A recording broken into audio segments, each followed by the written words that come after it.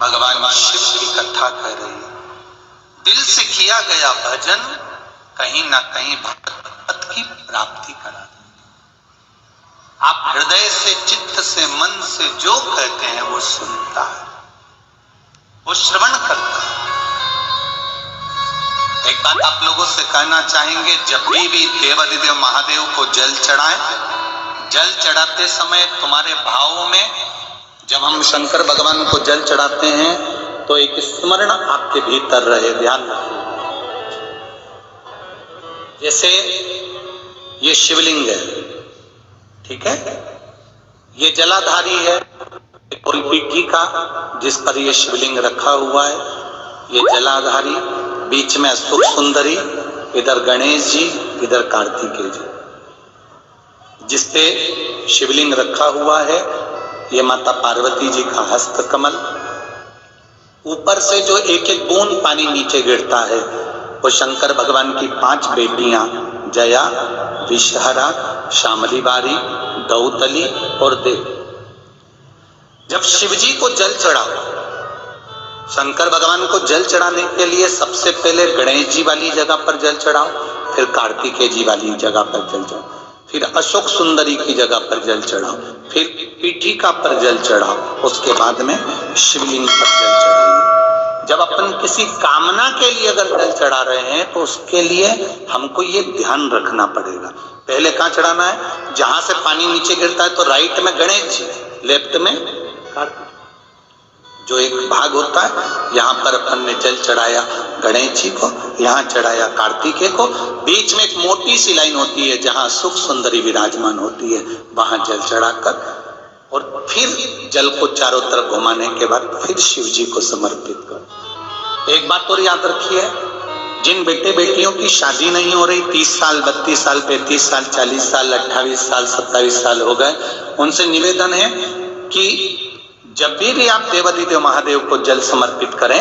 जल चढ़ाने के बाद शुरुआत भी अशोक सुंदरी से करें और चढ़ाने के बाद में समापन भी शिवलिंग पे चढ़ाने के बाद अशोक सुंदरी पर करें। जब हम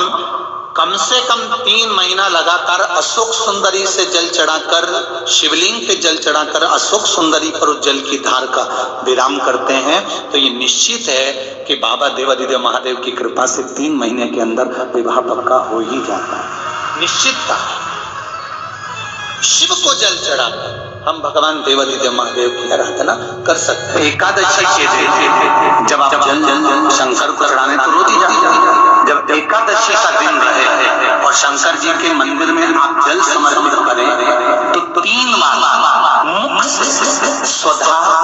स्वधा स्वधा या स्वधा स्त्रोत का पाठ, जिसमें 12 श्लोक। हमारा तो केवल इतना सा निवेदन है, अभी तक सारे ज्योतिषाचार्य को दिखा लिया, अभी तक सारे उपाय कर लिए, अब एक उपाय मेरे शंभू का जरूर कर देते, एक उपाय मेरे भोले बाबा का जरूर कर दे। कच्चा चावल जो होता है ना, चावल को पका ले,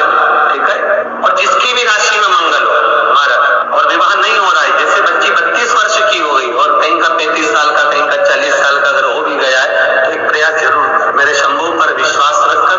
चावल को बिना नमक का पका ले, ठंडा कर ले, उसमें 21 बेलपत्र,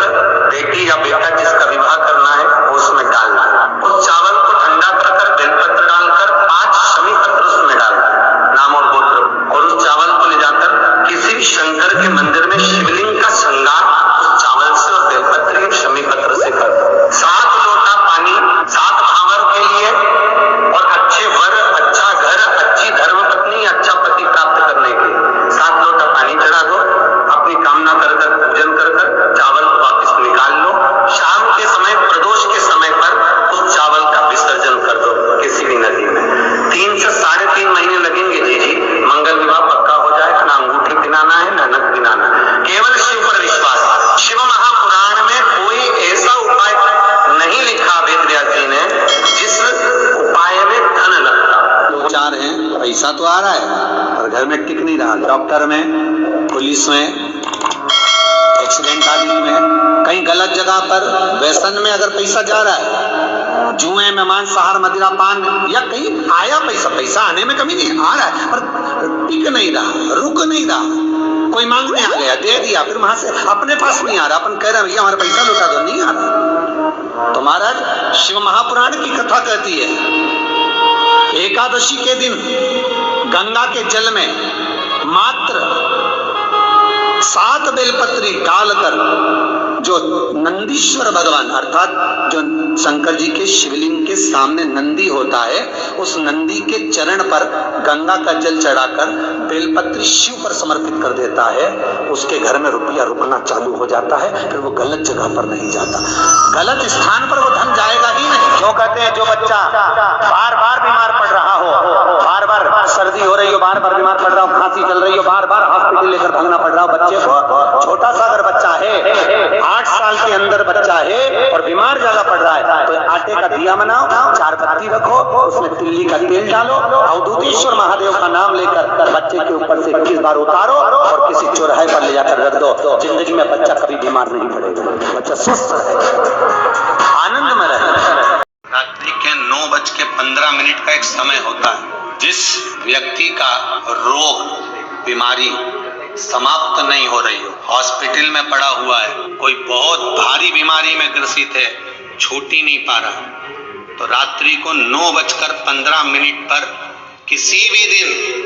शंकर भगवान के शिवलिंग का, जो तुम्हारे घर में शंकर जी विराजमान हो उसका, या शंकर जी के मंदिर में जाकर शंकर जी का थोड़ा सा जल, उसमें थोड़ा सा आंवला पड़ा हुआ, मतलब आंवले के पानी से शंकर का अभिषेक पूजन कर लीजिए, उसका नाम लेकर कर लो। जो रोग से ग्रसित हो, 1 दिन 2 दिन 3 दिन करोगे, वो हॉस्पिटल से छुट्टी करके आ जाएगा। अगर आपको हमारा वीडियो पसंद आए तो हमारे चैनल को लाइक एंड सब्सक्राइब ज़रूर करें। हम ऐसे ही पंडित प्रदीप मिश्रा जी की वीडियो लाते रहते हैं।